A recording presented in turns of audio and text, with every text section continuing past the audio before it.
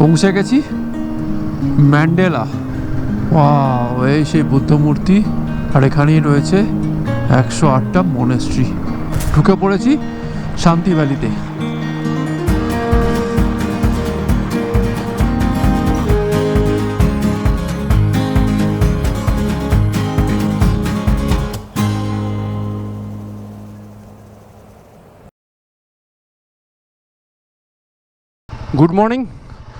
Good morning from সিলো homestay, মানে ভৈরমকুণ্ড। আর আজকে এগিয়ে যাব শেরগাঁও ম্যান্ডেলা টপ হয়ে শান্তি ভ্যালির দিকে। আর শান্তি ভ্যালিতে কোনো বুকিং নেই, ওখানে গিয়ে দেখবো কি পাওয়া যায় না পাওয়া যায়। এখানে নাইট স্টেটা ভালোই ছিল, সন্ধে হয়ে গেছিলো তখন ঢুকেছিলাম 7টা সাড়ে 7টার সময়। সন্ধে কেন, মানে রাত্রি হয়ে গেছিলো, বাট স্টেটা ভালোই ছিল। এখানে গুড পার্কিং, সব মিলিয়ে বেশ ভালোই ছিল। দেখো এই ওপর দিয়ে গেছে হাইওয়ে।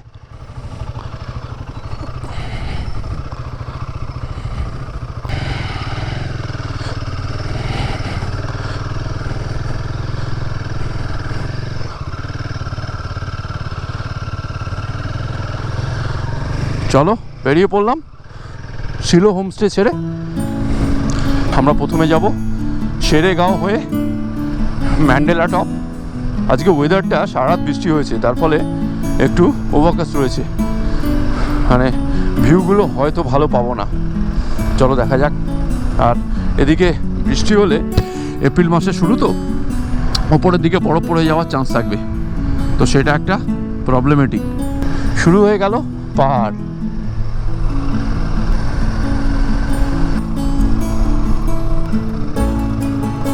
ঢুকে পড়েছি অরুণাচলে, আর এখানে দেখাতে হবে পারমিট।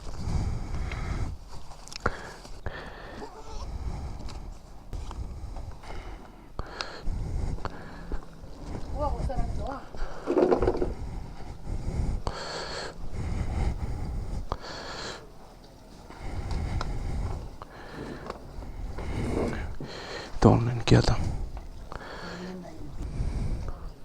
0771 হয়ে গেছে পারমিট চেক। তো চলো, অল গুড টিল নাও। তো আমরা এগিয়ে যাই। আসাম অরুণাচল বর্ডারে প্রথম তোমার চেক হবে জাস্ট অরুণাচল যখন ঢুকছো। আর তারপর চলো কোথায় কোথায় উপরে চেক হবে অবশ্যই তোমাদের বলবো। भैया भैया शेरगांव जाने का रास्ता यही है? शेरगांव এই রাস্তায়? Thank you. ম্যাপ প্রপার কাজ করছে না, তার ফলে এইসব জায়গায় বেস্ট থিং ইজ লোকাল লোক। বিজয় মারুতি ব্রিজ, বাবা মারুতি ব্রিজ মানে কি? 1 ঘন্টা চালিয়ে 25 কিলোমিটার মাত্র এসেছি। ফগ প্রচণ্ড, তাই জন্য আর কিছু করার নেই। তো এখানে একটু ব্রেক নিয়েছি আমরা, একটুখানি সকালে কিছু ব্রেকফাস্ট করব।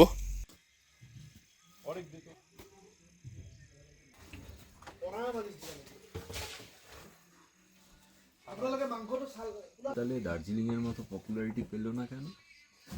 কে বললো পপুলার নিয়ে?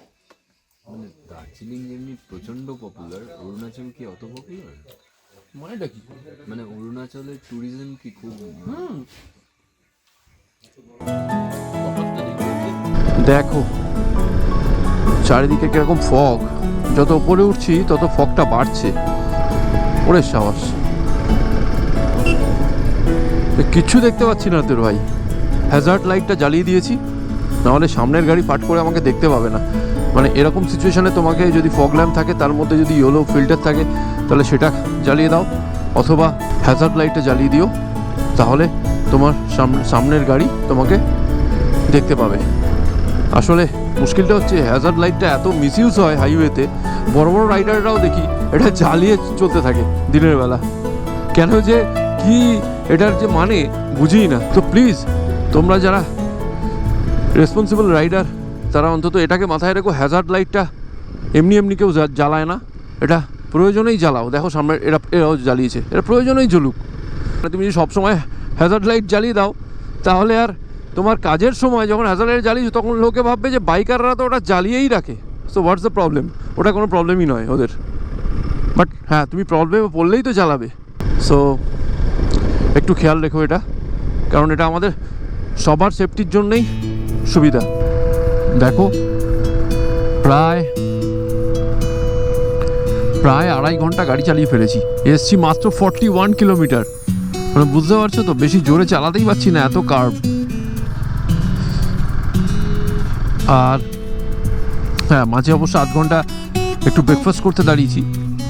বাট হ্যাঁ, এই রুটে কিন্তু টাইম ক্যালকুলেশন খুব ডিফিকাল্ট।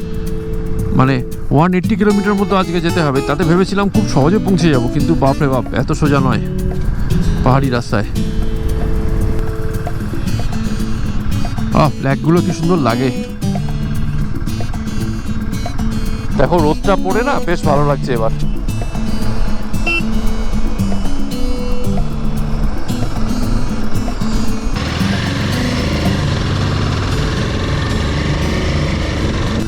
এখান থেকে আর 1 কিলোমিটার গেলে শেরগাঁও, আর এখান থেকে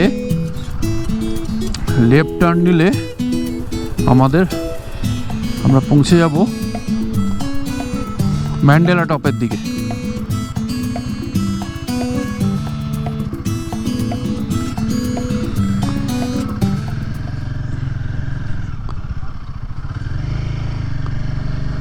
চলো বাবা, এ তো পুরো অফরোডিং।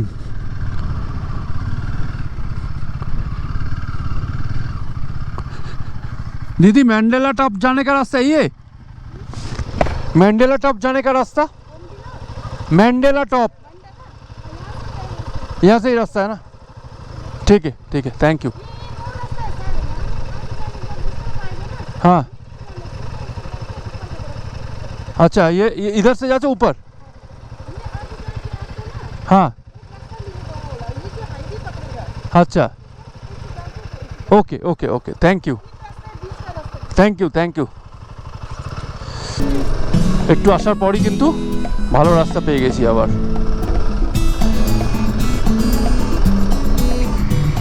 এই পথটাতে একটু খাড়াই আছে, বাট পথটা খুব সুন্দর, কোনো গাড়ি নেই, কেউ নেই, তুমি একা একা যাবে। ও ন্যাচারাল মেডিটেশন ভাই।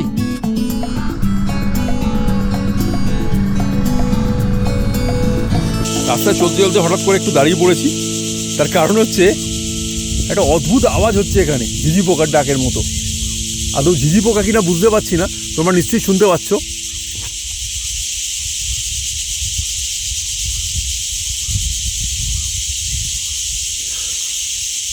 প্রথমে ভাবছিলাম যে গাড়িতে কিছু আওয়াজ হচ্ছে, তারপরে দেখলাম না, এটা ঝিঝি পোকার ডাক। কোনো একটা গ্রামে ঢুকেছে, একটুখানি জল কিনতে হবে, জল তেষ্টা পেয়েছে, আর হাইটের জন্য হাই উঠছে হেভি। চলো দেখি কোথায় জল পাই। আছে অবশ্য আমার কাছে একটু এমার্জেন্সি, তারপর একটা কিনতে পারলে বেটার হয়। দেখো প্রায় বাজে 1:30, আর 7:30টার সময় আমরা বেরিয়েছিলাম, চালিয়েছি মাত্র 118 কিলোমিটার, মাত্র 118 কিলোমিটার। কারণ এই ম্যান্ডেলা টপের হাইটটা খুব ফাস্ট গেন করছে, প্রচুর দাঁড়িয়ে আসছিলাম, আর মাঝে প্রচণ্ড হাই উঠছিল, সেজন্য দাঁড়িয়ে জল খেয়েছিলাম। আমাদের কাছে জল শেষ, জলও কিনতে পাচ্ছি না। আর এই রুটটা দিয়ে খুব একটা লোকজন যাতায়াত করে না, তার ফলে দোকানপাট নেই খুব একটা।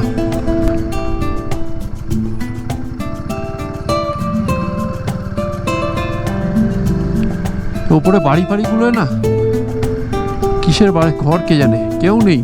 অনেকগুলো এরকম দেখতে পাচ্ছি, মাঝে মাঝে দেখো উপরে রয়েছে, আমার মনে হয় গরু ফরু রাখার জন্য। ম্যান্ডেলা টপের প্রায় উপর দিকে চলে এসেছি, আর দেখো রডেন্ড্রন ফুটে আছে, ওয়াও। দেখো প্রায় উঠে পড়েছি, আর 1 কিলোমিটার পৌঁছে গেছি ম্যান্ডেলা। কিন্তু অদ্ভুত তো, এই বাড়ি ঘরে কোনো লোকজন নেই কেন? আমাকে দুপুরবেলা ঘুমোচ্ছে, দুপুর কোথায়, বিকেল হয়ে গেল প্রায়। দেখো কাউকে দেখতে পাচ্ছি না, জনমানব শূন্য, ভুতুরে গ্রাম পুরো। পৌঁছে গেছি ম্যান্ডেলা, আর এখন যেতে হবে ম্যান্ডেলা টপ। এদিক থেকে বাঁদিক নিতে হবে, আমরা যাওয়ার সময় আবার ডান দিক নিয়ে বেরিয়ে যাবো।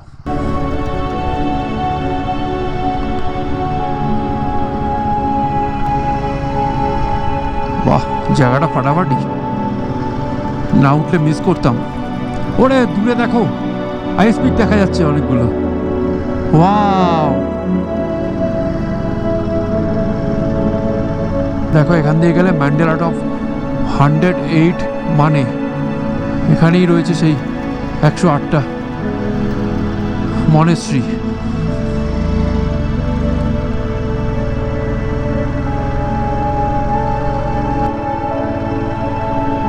ওয়াও, এই সেই বুদ্ধ মূর্তি, আর এখানেই রয়েছে 108টা মনেস্ট্রি, রাইট।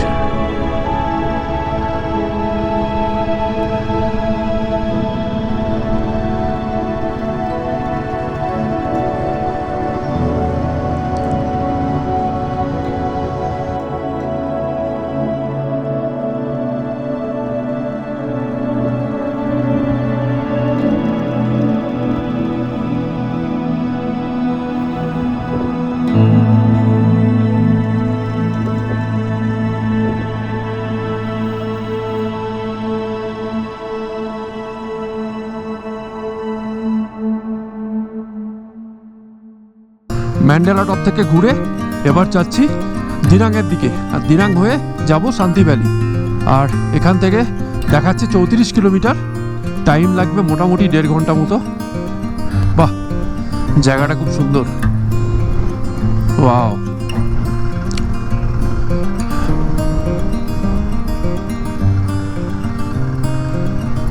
কি সুন্দর রে ভাই, গাছের মধ্যে সব ঘরগুলো করে রেখেছে, থাকার জায়গা কি নাকি কে জানে।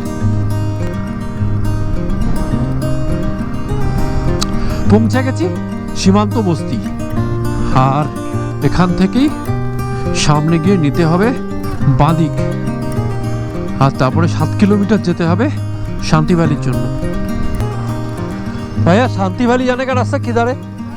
शांति वैली जाने का रास्ता आपको यहाँ से डायरेक्ट उसका बाद राइट घूम जाओ सर। Okay, thank you. और ब्रिज मिलेगा ना सर, अच्छा, उस तरफ से जाना, राइट ही राइट जाना है सर आपको। यहाँ से ये ऐसे और राइट आएगा, हाँ, ब्रिज आएगा और राइट चला जाना सर। Thank you.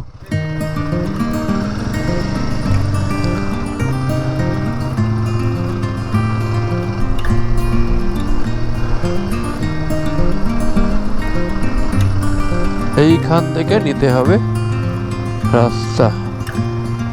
দেখো পাশ দিয়ে নদীটা যাচ্ছে। দিরাং বস্তি থেকে ঢুকে কিছুটা আসার পর একটা ব্রিজ পাওয়া যাবে, সেখান থেকে ডান দিক।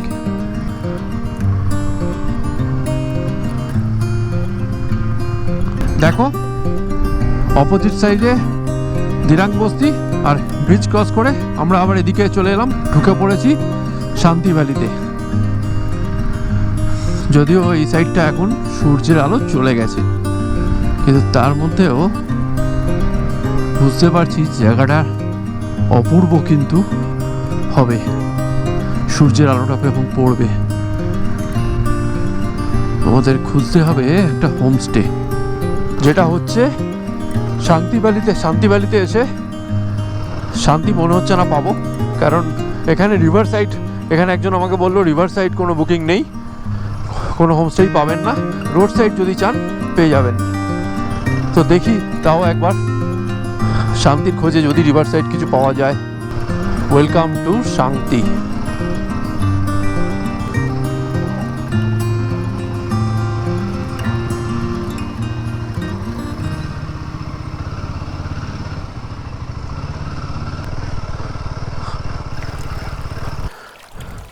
যাক, মনে হচ্ছে না রিভার সাইড থাকা যাবে, কিন্তু যেটা করি চলো রিভারটাকে একটু দেখিয়ে দিই তোমাদের।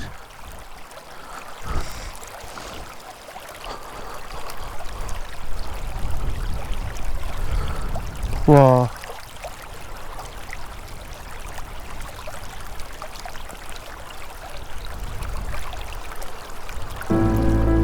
মনটা খারাপই হয়ে গেল, কারণ যত ভেতর দিকে এলাম, শুরুটা যেরকমই লাগছিল ভালো ভালো, যত ভেতর দিকে এলাম প্রথম কথা তো কোনো ঘর নেই, আর তলার দিকে পুরো কিচকিচ করছে, পুরো মন্দারমণি টাইপ সব রুম বানিয়ে রেখে দিয়েছে, আর বিভৎস প্রাইস, আর সব বুক। ঠিক আছে, জায়গাটা ওভার হাইপ, মানে আমার একদম মানে এত জায়গা ঘুরেছি কিন্তু এটা আমাদের মতো বাইকারদের জন্য একদম আইডিয়াল নয়, একদম আইডিয়াল নয়, নট সাজেস্টেড। এসো না এখানে, যদি নিজেরা টেন পেন করে থাকতে পারো ঠিক আছে, নাহলে এখানকার ভরসা এসো না।